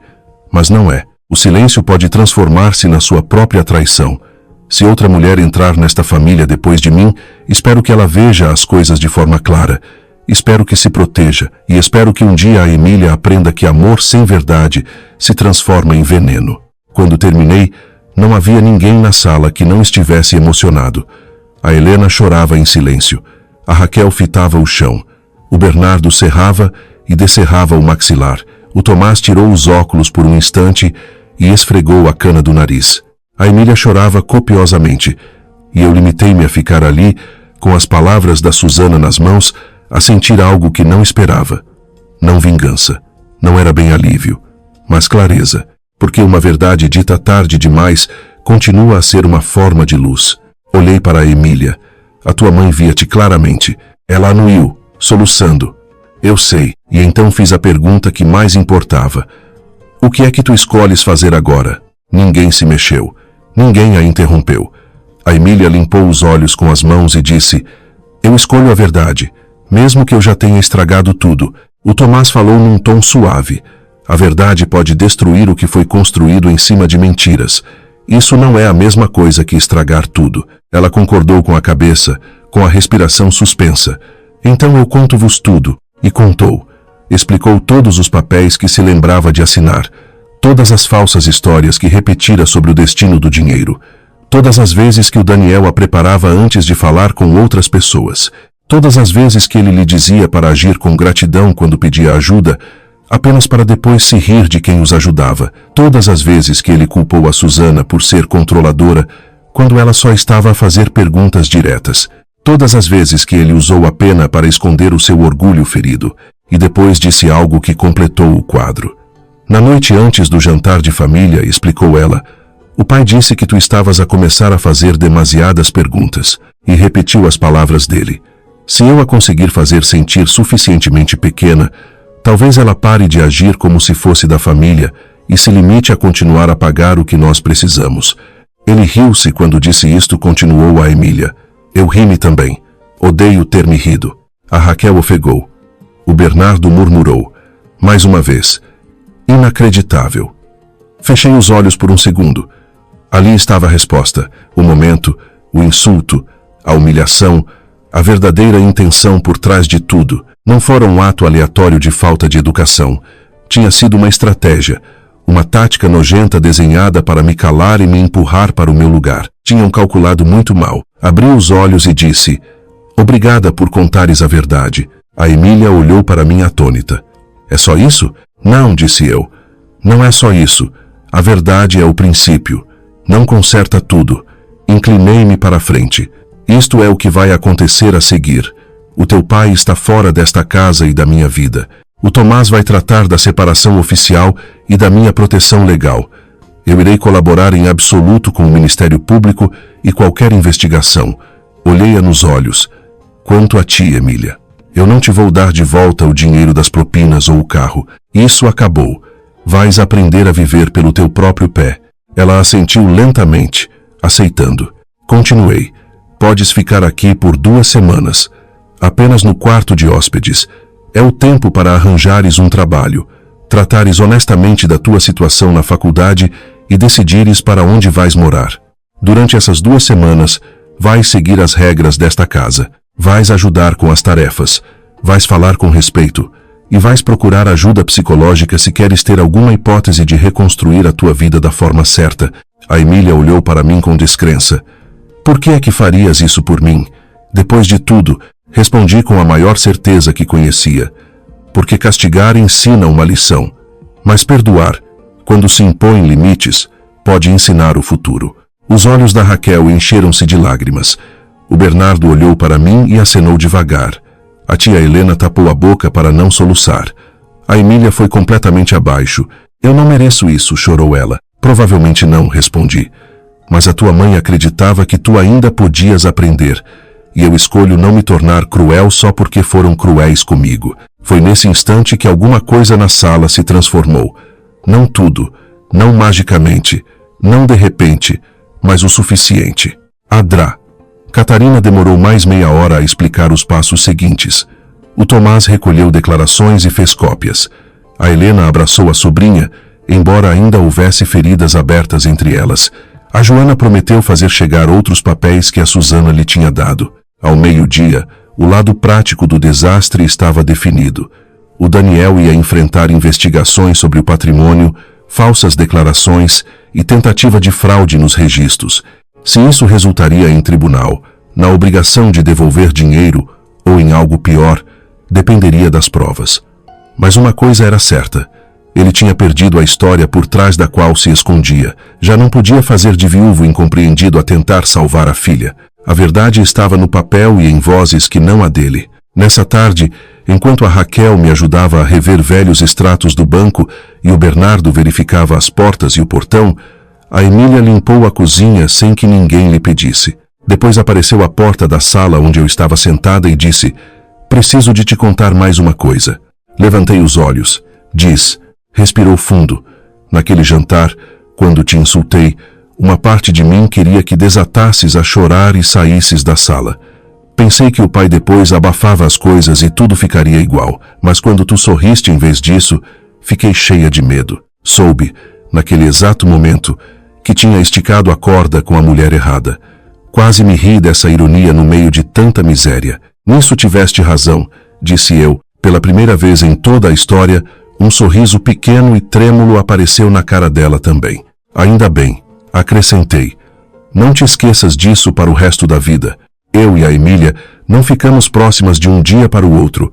Isso seria mentira. A confiança não renasce apenas por causa de uma manhã cheia de emoção. Mas, durante aquelas 2 semanas, ela lutou a sério. Conseguiu um trabalho em part-time na pastelaria perto da faculdade. Foi à secretaria pedir para ver a situação das propinas. Vendeu coisas caras que andava a exibir e que não tinha pago. Pediu desculpa ao Bernardo e à Raquel. E eles, embora corretos, mas distantes, ouviram-na. E o mais importante, ela deixou de culpar o resto do mundo. Chorou muitas vezes. Eu também, mas nem sempre à frente dos outros. Terminar um casamento, mesmo um baseado em mentiras, dói. Perder a esperança de ter alguém dói. Admitir que a solidão nos cegou, dói.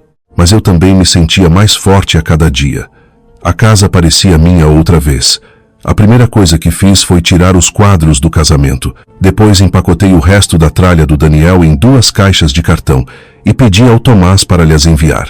E a seguir mandei pintar o quarto de hóspedes. Não porque a tinta apagasse a mágoa, mas porque ter paredes novas Ajuda quando estamos fartas de olhar para os nossos erros passados. No fim das 2 semanas, a Emília estava à entrada com uma mala e uma mochila, com os olhos mais velhos, mas de uma forma positiva.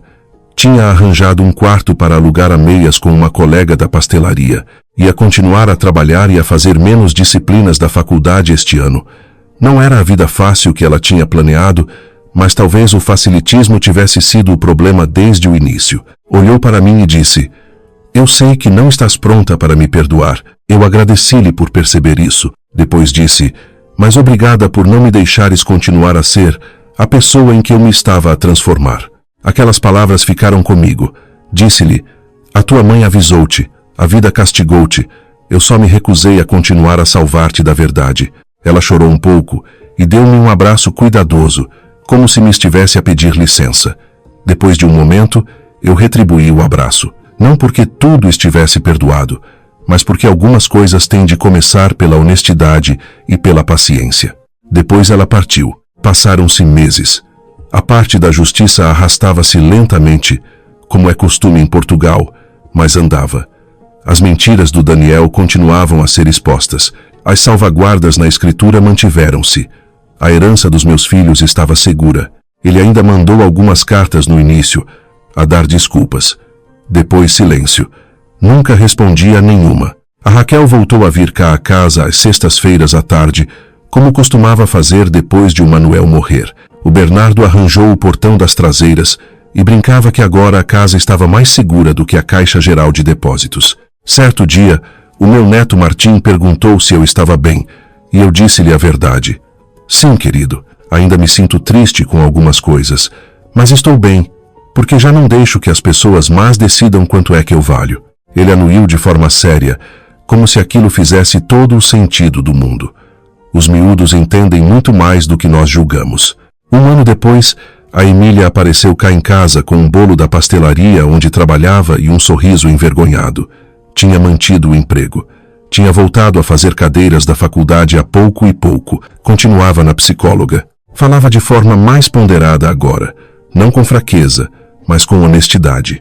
Voltou a pedir desculpa, sem grandes discursos, mas de forma clara. Depois disse que tinha estado a ler as cartas da Susana vezes sem conta. "E o que aprendeste com elas?" Perguntei-lhe. Ela respondeu que aprendera que o silêncio pode parecer um lugar seguro quando temos medo, mas muitas vezes é exatamente o silêncio que destrói tudo o resto. Eu concordei. Essa tinha sido a lição, não só para ela, mas para mim. Porque eu também me mantivera em silêncio por tempo demais. Em silêncio quando apareceram os primeiros insultos subtis. Em silêncio quando os pedidos de dinheiro passaram a ser obrigações. Em silêncio quando a minha casa passou a parecer menos minha. Em silêncio porque tinha medo de perder o amor novamente. Mas o amor a sério não nasce de um silêncio que serve de escudo a mentiras. O amor a sério levanta-se para defender a verdade, mesmo quando ela é feia e desconfortável. Foi isso que aprendi aos 66 anos de idade, no meio da minha sala de estar, à frente da família que amava. Quando uma miúda rude tentou fazer-me sentir pequena, e o homem com quem casei escolheu a falta de respeito dela em detrimento da minha dignidade. Eles acharam que o meu silêncio era fraqueza. Estavam enganados. O meu silêncio estava apenas a chegar ao fim. E quando acabou, tudo mudou. Por isso, se estão a ouvir a minha história e o vosso coração já vos começou a avisar sobre alguém, ouçam bem. Confiem no vosso instinto. Não chamem confusão à crueldade. Não chamem bondade a estarem a ser usados. Não continuem a pagar a vossa própria humilhação só para comprar a paz. Falem cedo, estabeleçam os vossos limites e nunca, mas nunca, se esqueçam que ser uma pessoa que ama e é bondosa não vos obriga a ser cegos. Quanto a mim, fiquei com a minha casa, fiquei com a minha dignidade, fiquei com os meus filhos por perto e, pouco a pouco, ganhei algo muito melhor que vingança. Ganhei a minha vida de volta. E isso, no final de contas, valia muito mais do que todas as propinas, carros e dinheiro que eles acharam que me podiam roubar. O meu nome é Leonor Pinto, e essa foi a última vez que alguém dentro da minha casa confundiu a minha bondade com fraqueza.